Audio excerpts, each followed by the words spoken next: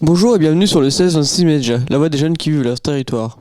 Projet, culture, territoire, emploi. Échanges, rencontres, collectifs. Projet, territoire, culture, emploi. 1626 Médias, la voix des jeunes qui vivent leur territoire. Aujourd'hui dans l'émission, nous mettons en avant les femmes, dans différents domaines, notamment l'entreprise et le sport. Nous sommes dans le magasin Le Dressing à 40 ans. Je suis en compagnie de Julie Sylvestre. Bonjour Julie, comment ça va ?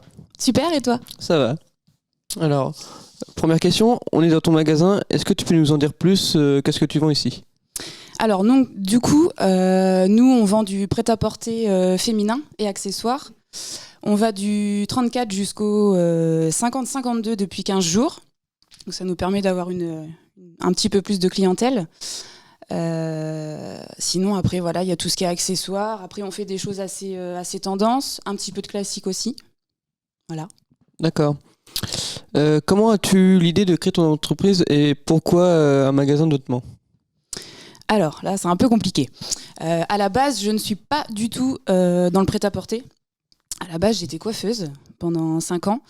Et après, suite à des petits soucis de dos, etc., j'ai pas pu forcément continuer. J'ai quand même été à mon compte à domicile en coiffure. Et après, par la suite, justement, j'avais fait une petite analyse sur 40 ans. Et voilà, en voyant il manquait quand même un petit peu de vêtements, il faut dire ce qui est, de choses un petit peu plus modernes et à prix abordable surtout. D'accord. Et quels sont tes diplômes ? Alors les diplômes, du coup, donc j'ai le brevet des collèges et après tout ce qui est diplôme de coiffure, CAP, mention complémentaire et le brevet. D'accord. Est-ce que tu trouves que c'est plus compliqué d'être une chef d'entreprise en tant que femme ou pas du tout ? Non, pas du tout. Du moment qu'après, voilà, on gère tout, la boutique, les papiers. Non, du tout. D'accord. Et est-ce que tu as un conseil pour les femmes qui voudraient devenir chef d'entreprise ? Un conseil, alors déjà, voilà, motivation et être bien épaulé aussi. Parce que c'est vrai que le chef d'entreprise, il y a quand même des hauts et des bas aussi.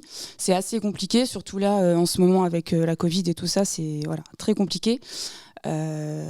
Sinon, voilà, faut surtout être bien épaulé derrière, prendre son temps et puis après, voilà, du moment qu'on gère, c'est bon, une bonne organisation. D'accord. Et quels sont tes objectifs pour la suite ? Alors pour la suite, alors là du coup on a créé un site internet au mois de novembre, suite justement avec la Covid. Donc là voilà, ce serait de plus développer au niveau du site surtout. D'accord. Merci Julie d'avoir répondu à mes questions. Merci beaucoup. Le foot est considéré comme un sport masculin. Caroline est partie à la rencontre d'Anaïs, une joueuse de foot à 40 ans. Bienvenue sur le 1626 Média. Nous sommes en compagnie d'une footballeuse. Pourriez-vous vous présenter ? Bonjour, je m'appelle Anaïs Rouxel, j'ai 21 ans, je suis de 40 ans. Parlez-moi de votre sport. C'est le football féminin au CSC 40 ans. Quelles sont les qualités pour être footballeuse ? Il n'y a pas vraiment de qualité, il faut juste aimer jouer au ballon, toucher le ballon. En tant que femme, est-ce dur de faire sa place au sein du football ? Non, du tout. Est-ce que votre famille accepte que vous soyez footballeuse ? Ah oui, totalement. Est-ce que ça a été dur de trouver un club de foot féminin ? À 40 ans, non. L'entraînement est-il différent d'une équipe de foot masculin ? Non, c'est tout exactement pareil. Et que dirais-tu à une petite fille qui souhaite se lancer ? Fonce, hein. Le sport est masculin et féminin, c'est pour tout le monde. Hein. Nickel. Merci à vous Anaïs pour cet échange. Au revoir et à bientôt sur le 1626 Mais de rien et au revoir. Hein. Nous avons posé une question à une femme. Qu'est-ce qu'une femme ? Maquillée, toujours. Épilée, quand même. Belle. Créative. Émotive. Shopping, j'adore. Romantique, une grande love. S'occuper des enfants, j'adore. Jalouse, très jalouse. Faire les choses en même temps, faire plusieurs choses en même temps. L'aspi, s'occuper des enfants. Coopération. Talon. Sexy. Sexy dans l'âme. Sophistiqué, toujours. Cheveux longs. Robe. Alors pas du tout. Alors là, c'est une chose qu'il faut vraiment arrêter de mettre des gens dans des cases parce que voilà, c'est abominable. C'est bon, à la force, c'est lourd en fait. Tout autre registre maintenant, Caroline est partie à la rencontre de Cindy, une pauvre professionnelle à 40 ans. Je m'appelle Cindy et je suis une femme dans un métier d'homme. Projet, culture, territoire, emploi. Échange, rencontre, collectif. Projet, territoire, culture, emploi. 1626 Médias, la voix des jeunes qui vivent leur territoire. Bonjour et bienvenue sur le 1626 Médias. Comment allez-vous? Merci, bonjour, ça va très bien. Je suis contente d'être avec vous. C'est pas courant, c'est pas habituel. Ça change un petit peu de mes habitudes. Pourriez-vous vous présenter, s'il vous plaît? Je m'appelle Cindy, j'ai 37 ans. Je suis sapeur-pompier professionnel depuis 2012, à 40 ans. D'accord. Voilà. Et j'ai 2 enfants. D'accord, très bien. En quoi consiste votre métier? Alors, mon métier consiste à intervenir le plus rapidement possible pour répondre à tous les appels d'urgence pour la protection des biens et des personnes. D'accord, très bien. Quel grade avez-vous? Alors, je suis sergent-chef. Donc, depuis combien de temps êtes-vous pompier professionnel? Donc, je suis sapeur-pompier professionnel depuis 15 ans maintenant, mais j'ai commencé en 2001 en tant que pompier volontaire. J'ai ensuite passé le concours. Donc, je suis devenue pompier professionnel au bout de 5 ans de pompier volontaire, à peu près. Donc, j'ai 20 ans de pompier cette année. Je vais d'ailleurs avoir ma médaille des 20 ans là, à la fin de l'année 2021. Félicitations. Merci. Combien de pompiers volontaires y a-t-il au centre de secours? Alors, il y a 8 sapeurs-pompiers professionnels, Oui. et, donc moi compris, et 55 pompiers volontaires. D'accord. Donc. Vous êtes la seule femme Professionnelle. Professionnelle, d'accord. Sinon, combien y a-t-il de femmes pompiers volontaires? Alors, actuellement, au centre de secours, nous sommes 13 femmes. Et du coup, quel est votre ressenti d'être la seule femme pompier professionnelle? Mais, j'ai la chance d'avoir des filles sapeurs-pompiers volontaires qui passent en intervention, etc. Donc, j'ai pas la sensation d'être vraiment toute seule. Oui. Et puis, sinon, ça se passe très bien avec mes collègues masculins. Donc, il n'y a pas aucun problème. Même quand je vois pas de filles dans la journée, je veux dire, Oui, bien sûr. ça se passe très bien. Il n'y a pas de problème. Aucun problème avec ça. D'accord, très bien. Comment gérez-vous l'organisation mère de famille et pompier professionnel? Alors ça se gère comme n'importe quelle personne qui travaille, n'importe quelle femme qui travaille.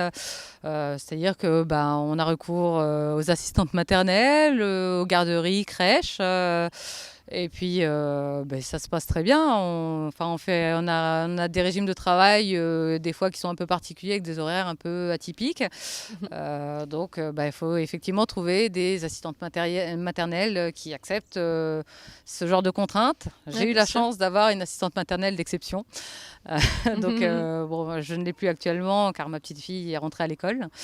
Mais non, on a une organisation tout à fait classique, comme n'importe quel parent qui travaille dans n'importe quel domaine, je pense. Quelle a été, si ce n'est pas indiscret, la réaction de vos proches lorsque vous avez décidé de faire ce métier? Alors, du coup, ils n'ont pas été surpris puisque je l'avais toujours dit. Oui. Je pense qu'ils sont assez fiers d'avoir réussi à à faire le métier que je souhaitais faire. Il faut beaucoup de courage. Après, on a des formations, tout est cadré, donc c'est pas, il en faut un petit peu, mais je veux dire, ça peut être à la portée de tout le monde. On a de très bonnes formations fournies par le service départemental d'incendie et de secours de la Manche. Mais voilà, non, je pense que pour ma famille, c'est plutôt de la fierté. Oui, bien sûr. Quand je vois mon papa qui dit ma fille est pompier professionnel, il est assez fier de pouvoir le dire. Oui, bien sûr. Quelle étude faut-il faire? Alors, pour être sapeur-pompier professionnel, il faut réussir le concours de sapeur-pompier professionnel non officier. Pour pouvoir accéder à ce concours, il faut avoir un diplôme minimum de niveau 4, c'est-à-dire un brevet des collèges ou un BEP ou un CAP. Et puis réussir le concours. Après, le concours, il y a plusieurs types de concours. Il y a l'externe donc pour ceux qui ne sont pas pompiers volontaires depuis plus de 3 ans. Donc en externe, il y a donc sport. Il faut valider le sport. Il y a du français, des mathématiques et ensuite une accession à l'oral, donc un entretien oral avec un jury. Et en concours interne, pour les sapeurs-pompiers qui sont volontaires depuis 3 ans, minimum. Donc, ils ont sport également, le français également, sauf qu'à la place des mathématiques, c'est des questions au niveau sapeur-pompier, donc de la culture pompier, et également un entretien oral avec un jury. Pourquoi avoir choisi ce métier ? Alors, ça remonte à loin. En fait, quand j'étais petite, mon papa était gendarme, j'habitais en face de la caserne des pompiers, donc à la gendarmerie. La caserne était juste à ma fenêtre. Oui.